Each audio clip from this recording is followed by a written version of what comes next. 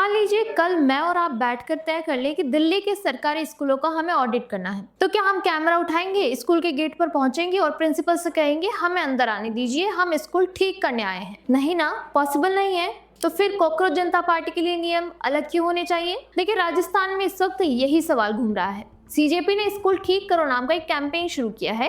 इनके प्रतिनिधि आशुतोष रांका का कहना है कि उनकी टीम जयपुर, कोटा, जोधपुर, अजमेर, उदयपुर, भरतपुर, धौलपुर, बाड़मेर और हनुमानगढ़ इन शहरों के सरकारी स्कूलों में जाकर हालातों का ऑडिट करेगी, कमियां उजागर करेगी और प्रशासन पर मरम्मत करने का दबाव बनाएगी। इसके जवाब में राजस्थान सरकार ने एक सर्कुलर जारी किया है जिसमें कहा गया है कि स्कूल परिसर में बिना अनुमति किसी बाहरी व्यक्ति को एंट्री नहीं मिलेगी। फोटोग्राफी और लाइव स्ट्रीमिंग पर पाबंदी रहेगी और छात्रों और शिक्षकों की निजी जानकारी इकट्ठा करने की इजाजत नहीं होगी। प्रिंसिपल की पूर्व अनुमति के बिना कोई भी बाहरी व्यक्ति सरकारी अधिकारियों को छोड़कर कैंपस में दाखिल नहीं हो सकता।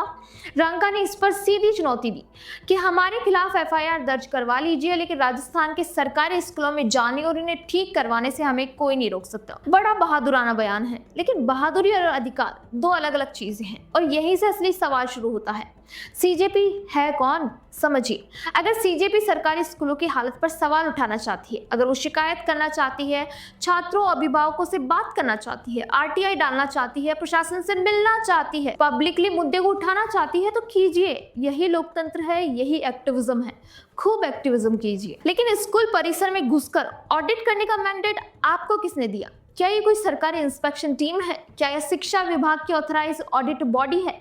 क्या इनके पास कोई भी कानूनी या प्रशासनिक अथॉरिटी है जो इन्हें स्कूल परिसर में दाखिल होकर निरीक्षण करने का हक देती है? देखिए, हमने आपको पिछले इस वीडियो में समझाया था कि कोई भी संस्था कहीं से भी आकर स्कूलों का ऑडिट नहीं कर सकती, और ऑडिट अपने आप में बहुत साइंटिफिक चीज है जिसके सारे पैरामीटर्स ये कॉकरोच जनता पार्टी जैसे राजनीतिक दल फुलफिल नहीं कर सकते। एक सरकारी स्कूल परिसर में दाखिल होकर वहां की व्यवस्था, बुनियादी ढांचे और सुविधाओं का औपचारिक इंस्पेक्शन या ऑडिट करना, ये एक रेगुलेटेड इंस्टीट्यूशनल फंक्शन है।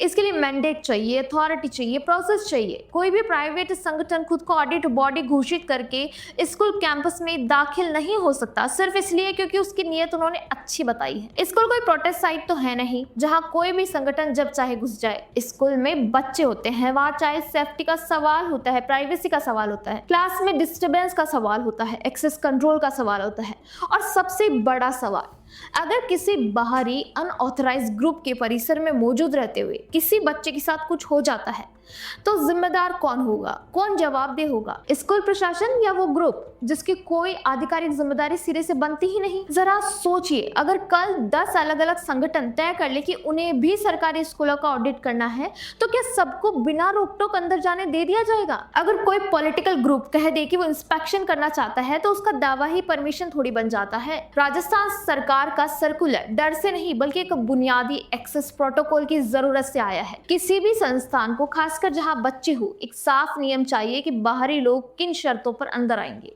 सिर्फ अच्छी नियत का दावा करना एंट्री का लाइसेंस नहीं बन सकता। अब बात करते हैं रंका के दूसरे बड़े दावे की कि हम स्कूल ठीक करवा देंगे। ठीक कैसे करवाएंगे? क्या ये सरकारी फंड सेक्शन करेंगे? क्या ये पीडब्ल्यूडी का बजट रिलीज करेंगे? क्या ये शिक्षकों की नियुक्ति करेंगे? क्या ये प्रशासनिक आदेश जारी करेंगे? क्या ये निर्माण कार्य के लिए टेंडर पास करेंगे? क्या ये लापरवाह अधिकारियों को सस्पेंड करेंगे? क्या ये शिक्षा विभाग का बजट एलोकेट करेंगे? क्या अधिकार है सीजेपी के पास समस्या को पहचानना और उस समस्या को हल करने की संवैधानिक प्रशासनिक ताकत रखना?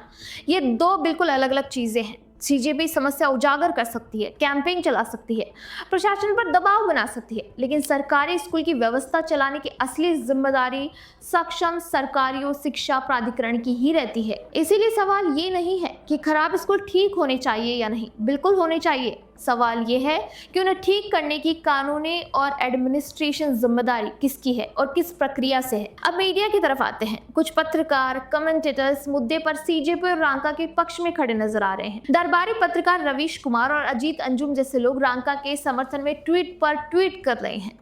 रवीश कुमार कह रहे हैं कि पब्लिक स्कूल में मीडिया को जाने से कैसे रोक सकते हैं, सरकार को अब डर लगने लगा है। बताइए, ये स्तर है हमारी मीडिया का, जो खुद को वरिष्ठ पत्रकार मानते हैं। उनको लगता है कि स्कूल सरकारी है तो उसमें कोई भी घुस सकता है।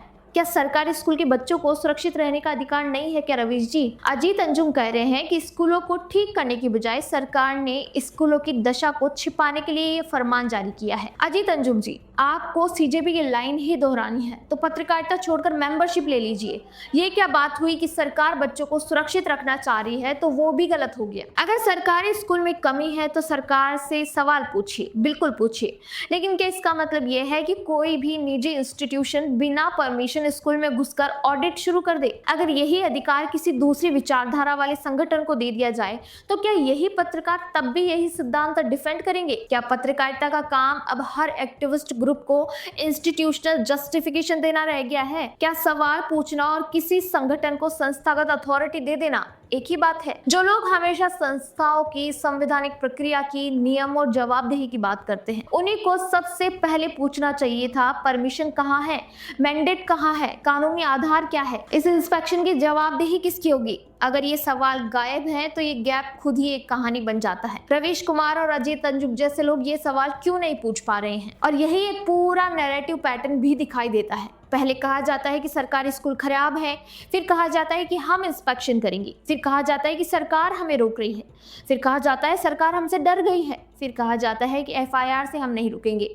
और इस पूरे टकराव को सहानुभूति रखने वाले पत्रकार आगे बढ़ाते हैं। इस पूरी सीढ़ी में मूल सवाल, संस्थागत अथॉरिटी का सवाल कहीं गुम ही हो जाता है। बहस स्कूल ठीक करने की जिम्मेदारी किसकी है, इससे खिसककर सरकार सीजेपी को क्यों रोक रही है पर आ जाती है। और यही शिफ्ट सबसे ज्यादा जांच का हकदार है। आपको किसी भी स्कूल में घुसने का अधिकार नहीं मिल सकता। आशुतोष रांका हो या पार्टी के और लोग, इनको सिर्फ सवाल पूछने का एंटाइटलमेंट ही नहीं भोगना चाहिए, जवाब भी देना चाहिए कि क्यों ये अचानक से राजस्थान, महाराष्ट्र और पश्चिम बंगाल में स्कूलों को लेकर चिंता में आ गए हैं। क्यों आखिर ये डेस्परेट है बच्चों के डेटा लेने के लिए? आपका इस बारे में क्या कहना है, हमें कमेंट करके जरूर बताइए। वीडियो पसंद आए तो लाइक, शेयर और सब्सक्राइब करना ना भूलें।